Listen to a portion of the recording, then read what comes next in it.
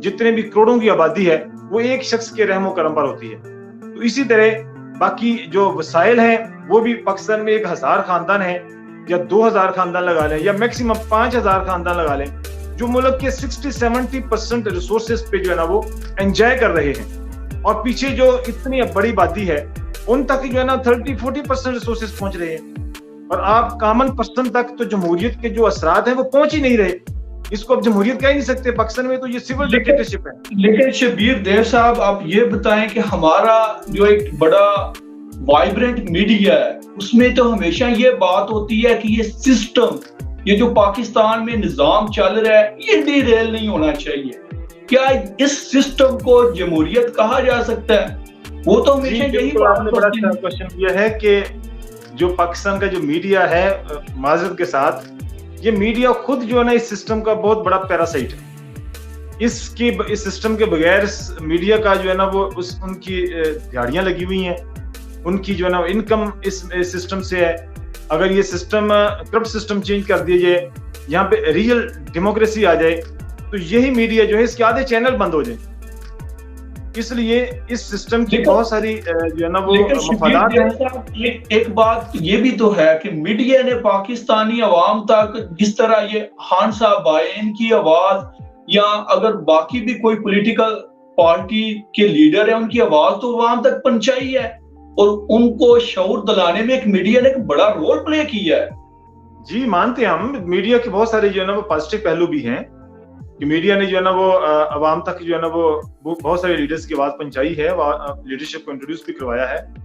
लेकिन मकसद ये है कि मीडिया फिर इस सिस्टम को प्रोटेक्ट करने पे क्यों लगा हुआ है कि ये सिस्टम जो आज तक डिलीवर करने में मुकम्मल तौर पे जो है ना फ्लॉप है, डिलीवर नहीं कर सका, नाकाम रहा है डिलीवर करने में, इसी सिस्टम को प्रोटेक्ट करने के लिए मीडिया क्यों जोर लगा रहा है?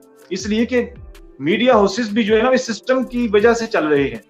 बहुत सारे मफादात हैं उनके जो इस सिस्टम के साथ वाबस्ता हैं, इसलिए वो हर सूरत में इस सिस्टम को कंटिन्यू करना चाहते हैं। तो मीडिया के जहां बहुत सारे बेनिफिट्स भी हैं, मेरिट्स भी हैं, वहां पे बहुत सारे डीमेरिट्स भी हैं। वो कभी भी इस सिस्टम को तब्दील नहीं होने देंगे, इसलिए कि इस सिस्टम के तहत जो है ना वो मीडिया की जो है ना वो रोजी रोटी लगी हुई है। जी आतुल साहब। जी आगे हैं डॉक्टर हसन फरूक साहब। अब आपको आवाज क्लियर आ रही है तो प्लीज आप बता दें। मुझे तो आपकी आवाज आ रही है गोंदल साहब।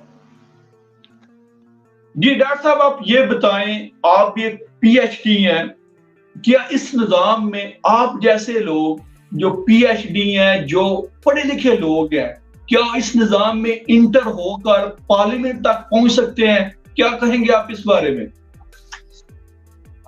जी, जहाँ तक इस निज़ाम का ताल्लुक है और इसमें रहते हुए पढ़े लिखे लोगों का जो है ना पार्लियामेंट तक पहुँचना और वहाँ पे जाके अपना रोल प्ले करने वाली बात है, तो उसकी एक बहुत ज़बरदस्त मिसाल मौजूदा हुकूमत है।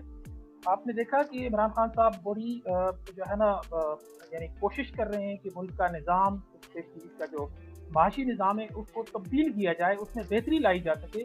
वो अपनी तरफ से इंतहाई मुखलिसाना कोशिश करते हुए नजर आ रहे हैं। लेकिन दरअसल मसला क्या है या दरअसल इशू क्या है कि हमारे पार्लियामेंट में क्या ऐसे लोग मौजूद हैं जो पढ़े लिखे हों, जो मईशत को, माशरत को, मुल्क की जो मौजूदा निज़ाम है उनके मसाइल का इदराक रखते हों और उनको इस चीज़ की सलाहियत उनमें हो कि वो पहले इसको एनालाइज करें और फिर जो प्रॉब्लम है उनकी सोल्यूशन की तरफ जाएं।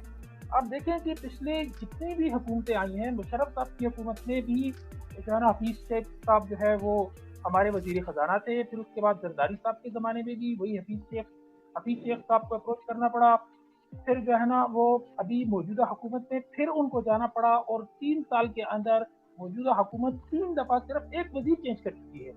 तो उससे ये पता चलता है कि हमारे जो पार्लियामेंटेरियंस हैं या हमारे इस निज़ाम के अंदर जो लोग हैं, जो पॉलिटिकल एलिट्स, वो पैसे के बलबूते पर या अपना पॉलिटिकल इन्फ्लुएंस इस्तेमाल करते हुए या अपनी ये जी डॉक्टर हसन साहब, मैं इसी बात पर आऊंगा। 1 मिनट, आप ये बताएं कि जब आपने ये बात किया कि वो पैसे के बलबूते पर आ जाते हैं, तो आप ये बताएं कि जो पढ़ा लिखा काबिल आदमी है, अब हर पीएचडी के पास तो करोड़ों रुपए का फंड नहीं होता, करोड़ों रुपए उसके जेब में नहीं होते कि वो लगा कर इलेक्शन में आ सके। तो यही मैंने सवाल किया है, जो एक पढ़ा लिखा काबिल आदमी है जिसके पास बाप दादा का इतना पैसा नहीं है, क्या वो इस पार्लियामेंट में पहुंच सकता है? इस बारे में प्लीज आप बताएं।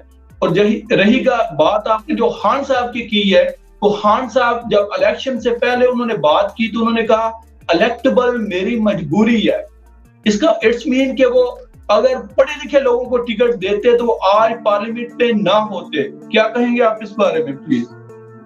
जी, अगर आप मुझसे वन लाइनर इसका जवाब मांगेंगे तो नहीं, पढ़ा लिखा बंदा, पढ़ा लिखा पाकिस्तानी इस मौजूदा निज़ाम के अंदर रहते हुए पार्लियामेंट में पहुंचने का इसका सवाल नहीं पैदा होता। और दूसरी बात यह है कि वजारत तो बहुत दूर की बात है। एक देखें, इस मुल्क के अंदर अगर अहलियत की बुनियाद पे अगर ये सारा इलेक्टोरल प्रोसेस होता तो अब्दुल ईदी जैसा बंदा जो है वो यहाँ काउंसलर नहीं बन सका। ये इस निज़ाम की जो है ना, या हमारे मुल्क के अंदर जो मौजूदा निज़ाम है, ये इसकी बिल्कुल यानी उससे पूरा पोस्टमार्टम करके आपके सामने रख देता है कि हमारे जो पढ़े लिखा तबका है, एक हमारे मुल्क के अंदर एक बड़ी अजीब सी कैफियत है कि पढ़े लिखे PhD बेरोजगार फिर रहे हैं। जबकि दूसरी तरफ क्या है कि एक शख्स जिसके ऊपर करप्शन के भी इल्जामात हैं, उसके ऊपर चोरी और डकैती के भी इल्जामात हो सकते हैं, उसके ऊपर मनी लॉन्ड्रिंग के भी इल्जामात हो सकते हैं, उसके ऊपर ड्रग ट्रैफिकिंग के